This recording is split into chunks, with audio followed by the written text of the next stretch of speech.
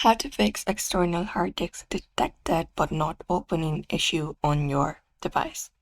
Hello everybody, welcome back. If you're having that specific issue on your device, you may follow up these steps. So what you can do is you can go ahead and access this PC and go ahead and detect your external device.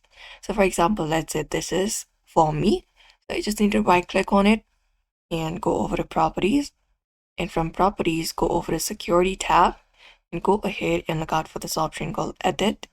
Click on it and you just need to go ahead and select administrator and allow each and every necessary permissions. After that, click on apply and click on OK, and that is it.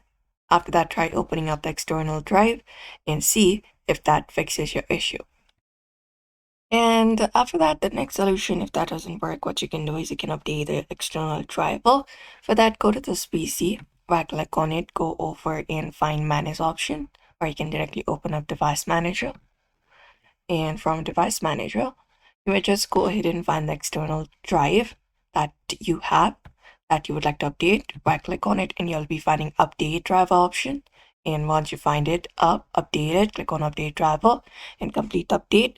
And that way also, that should help you. And after that is completed, at last and not least, what you can do is you can just go ahead and hit Windows plus R and here type in CMD, open up your command prompt and type in disk part, hit enter, and right now mine is not connected, but if it is already connected, when you click on disk part, another Windows opens up on your screen.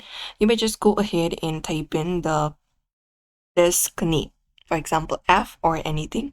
So you can just go ahead and type in J or like this, and then type in /F / any other drive name. Just go ahead and enter it up, hit enter, and that should probably fix your issue for yourself.